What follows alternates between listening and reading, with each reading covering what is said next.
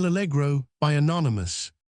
Hence loathed melancholy, of Cerberus and blackest midnight born, in Stygian cave forlorn, mongst horrid shapes and shrieks and sights unholy. Find out some uncouth cell, where brooding darkness spreads his jealous wings, and the night raven sings.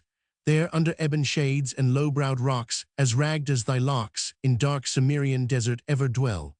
But come, thou goddess fair and free, in heaven yclept Euphrosyne, and by men heart-teasing mirth, whom lovely Venus at a birth, with two sister graces more, to ivy-crowned Bacchus bore. Haste thee, nymph, and bring with thee jest, and youthful jollity, quips and cranks, and wanton wiles, nods and becks, and wreathed smiles, such as hang on Hebe's cheek, and love to live in dimples sleek, sport that wrinkled care derides, and laughter holding both his sides. Come and trip it, as you go on the light fantastic toe, and in thy right hand lead with thee the mountain nymph, sweet Liberty. And if I give thee honor due, mirth, admit me of thy crew, to live with her, and live with thee in unreproved pleasures free, to hear the lark begin his flight, and singing startle the dull night, from his watchtower in the skies, till the dappled dawn doth rise.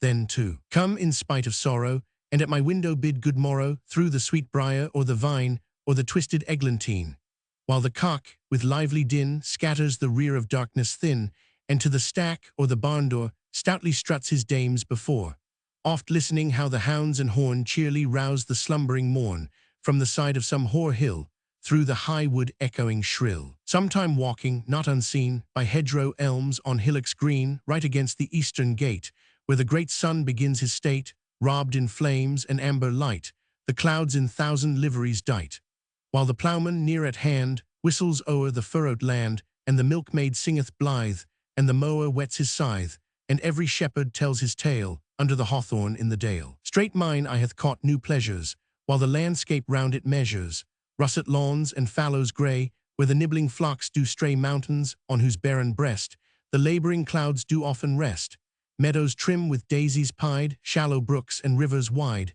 towers and battlements it sees bosomed high in tufted trees, where perhaps some beauty lies, the cynosure of neighbouring eyes. Hard by a cottage chimney smokes from betwixt two aged oaks, where Corydon and Theseus met, are at their savoury dinner set of herbs and other country messes, which the neat-handed Phillies dresses, and then in haste her bower she leaves, with the stillies to bind the sheaves, or, if the earlier season laid, to the tanned haycock in the mead. Sometimes with secure delight the upland hamlets will invite, when the merry bells ring round, and the jocund rebecks sound to many a youth and many a maid, dancing in the checkered shade, and young and old come forth to play on a sunshine holy day, till the livelong daylight fail.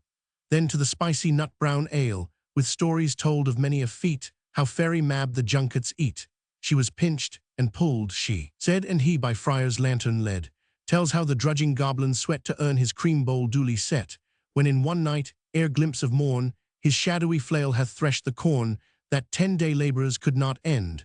Then lies him down the lubber fiend, and stretched out all the chimney's length, basks at the fire his hairy strength, and cropful out of door he flings, ere the first cock his matin rings. Thus done the tales, to bed they creep, by whispering winds soon lulled asleep.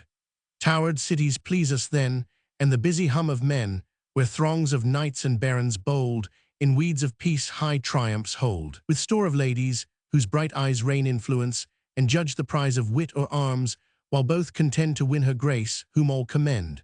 There let Hymen oft appear in saffron robe, with taper clear and pomp and feast and revelry, with masque and antique pageantry. Such sights as youthful poets dream on summer eves by haunted stream.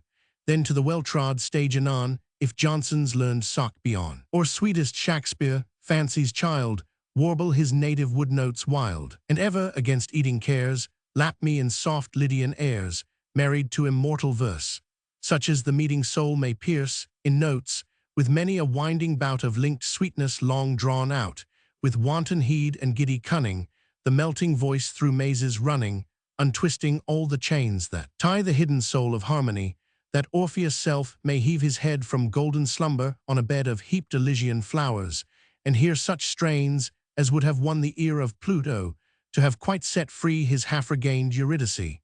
These delights, if thou canst give mirth, with thee I mean to live. Notes L'ALLEGRO the cheerful man, as Il Penseroso, the thoughtful man, the title of the companion poem.